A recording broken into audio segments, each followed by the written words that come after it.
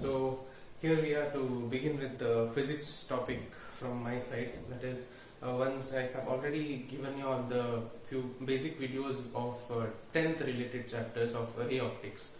That is light refraction, the same thing. Few topics, I am sure you all have gone through those videos. And yes, I agree, that is the 10th syllabus, but same thing is being continued for the second PU syllabus as well. Just a little of addition and few derivations extra and few different type of problems.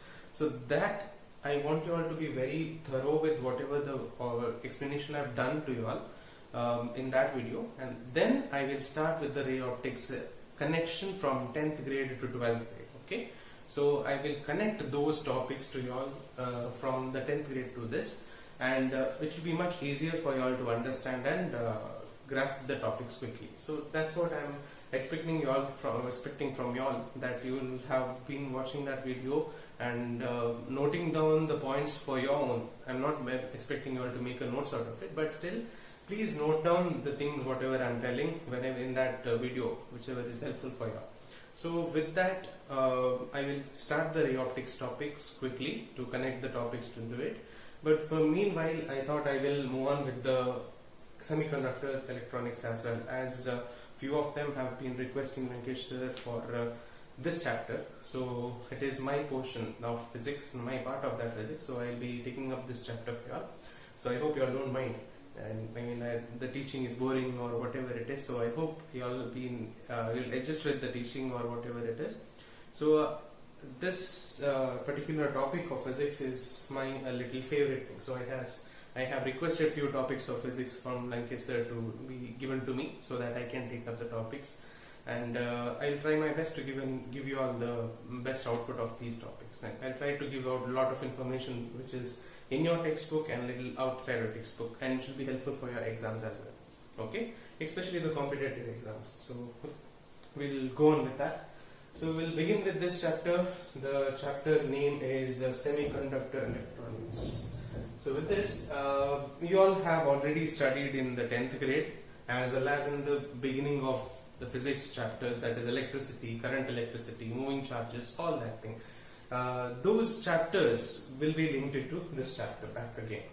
So what is electricity? So electricity is coming into this topic, that is, it is coming in link with these topics. Okay, so I want you all to be thorough with those basics. So I'll begin with that basics as well, and I quickly want you all to recall that topic as well. So I will explain the heading of this topic, that is semiconductor electronics. I'm very sure you all know what is the meaning of conductor. Yes, the common joke is about the bus conductor, so I'm not going to do that. You all laugh according to yourself only. Okay, that is like we are moving on to the conductors. It's about conductors are the materials which allow the charges to move in all the directions possible. Like, okay, you know that already, right? So charges are present inside the conductor, inside a material, and if the charges are allowed to move, that is flow around, then such a material is called as conductor. Yes. And what is the meaning of semiconductor? It allows the charges to flow through, but partially. It doesn't allow completely. It gives us semiconductor means it allows the electrons or the charges to flow through depending on certain conditions, not always. So that is what is called as a semiconductor. So conductor is a device which allows the charges to pass through completely, whereas semiconductor allows it partially based on certain conditions. Okay, then the main thing which you all will have confusion is about electronics. Though you all use all the electronic gadgets and everything and all that, I'm very sure you all have heard the word electronics 1,000 million times. So you will still know what is electronics. Like, you will still not know what is electronics according to me. Like, even generally anybody you just ask you, they'll tell that electronics is just a branch of science or something like that. But you need to know the major differences between the electrical and electronics. Okay, so electricity is what you have studied till now. Now you are moving on to electronics. So mainly, to understand electronics, you should be very thorough with what is electricity or electricals. Yes, So I will tell you what it means in this one. So telling here about electricity, or it is nothing but electricity is nothing but flow of charges. Yeah, I'm not writing the definitions. I'm just telling you the simple meaning of what these words means. Flow of charges. Flow of charges. Okay. Electricity deals with flow of charges only, or electrical side also. I can tell it is electrical is also the word for that. Electrical appliances, electrical devices. When I talk about such devices, that is electrical devices, such as fan, mixer grinder or motor, etc. All these things, we just talk about the flow of charges. That is, the charges are flowing in them, and a particular energy, that is electrical energy, is getting converted into some different type of energy. Maybe the mechanical energy, or the light energy, heat energy, anything. Okay, so electricity or electrical devices deals only with the conversion of one form of energy, that is electrical energy, to any other form of an energy. But whereas electronics, you need to know, listen carefully.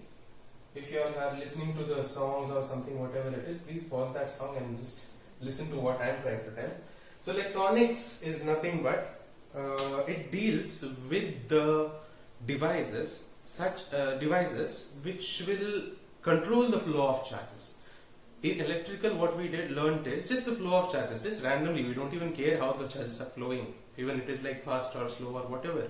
So now in electronics, you are going to deal with the controlling of the flow of charges. Yes, okay, is it clear? I will write. So controlling the flow of charges. Controlling the flow of charges. Charges or electrons or anything like that. Okay, controlling the flow of charges. It's called as electronics. That means everything deals with the flow of charges itself. As Ohm's law also told us that if in case in current versus velocity, current versus potential difference, V is not velocity. Okay, so current versus potential difference graphs. We know that in any conductor or a ohmic device, which follows the law of Ohm's law, the device the current versus voltage graph will be a straight line, linear above, which means voltage is directly proportional to current, is what we have learned. Which means by varying the voltage, we can vary the current, but only linearly. We cannot do anything with that when it comes to Ohm's law. Now, this is all about electrical. This is about electrical or electricity. Okay. Now we are moving a little more further to understand about electronics. So here, what I am trying to do is, I am trying to understand the flow of charges and control the flow of charges. What I will do is, up to a certain extent, I will control the flow of charge in such a way that even though I increase the current, that is, current cannot be increased, I will give it as V versus I graph. Here let it be the same. It's either way the same thing, whether V versus I or I versus V. But here, let me take it as the I versus V graph. So what happens in this one is, if at all I increase the voltage for a certain extent, I make sure that the current is not increased. Okay, that means I'm controlling the flow of charges. I'm not allowing the charges to flow through, even though I'm increasing the voltage. Even though the voltage is being increased, the current is not induced. The charges are still not allowed to move. Still not allowed to flow. But after a certain extent, maybe somewhere around like 2 volt or 2, something like that. After that, I want the charges to flow through. I will allow the charges to flow through. That too, not suddenly. Exponentially. Exponentially means curve. So what I will do is, slowly, gradually, I will allow the charges to flow through. So that is what deals with electronics. Okay. So these are the things what we deal in electronics. That is about controlling the flow of charges and allowing it when we want and how we want it. Whether it is gradually increasing or gradually decreasing, it's up to us. So all these things we deal in electronics, and the best devices of electronic devices all will contain a semiconductor device in it, or semiconductor material in it. So this semiconductor material is what makes us control the flow of charges or flow of electrons. So that's the reason we need to understand the semiconductor electronics both together. Clear? So clearly understand what are these basics, that is major differences between electricity and electrical. And one more major difference is about electricity. You usually deal with currents more than amperes to like kilo amperes. I'm sure you all have done with these a lot of sums, maybe in electricity or even in 10th grade, kilovolt, kilo amps, etc. All so much. But what about here in electronics? We deal with very less current, microamps to milliamps. Okay, so very less amount of current. That is, it's the example. Electronic device is the best example is the phone. What you are looking through, or a computer, everything it is. So what happens in that is nothing but the current is just in the fraction of like microamps to milliamps, very less. Whereas in electrical devices such as like fan, mixer grinder, you have to take in so much of ampere of current. Yes, so that's the clear difference, saying that we deal with the control of electrons here and the control of just the flow of charges is electrical. Okay, so I want you all to understand a little more clearly and make whatever verbally whatever I've told, convert that into a point-wise notes. Okay, and please send a picture so that I can go through what and all you all have written and I can give a proper correction to you all in case it is there. So make sure you go through this video. A little of fumbling is there here and there because the environment is a little different for me to make a video. So it is raining outside and raining heavily. My voice is probably not recorded properly also. Just with that, I'm really sorry. I cannot help it. I tried my best to cancel the voice as much as possible, but no, I'm not able to do the cancelling of noise. As much as I could, I did it. So please adjust a little more, use earphones or something. I will upload the next video quickly as much as soon. Okay, thank you.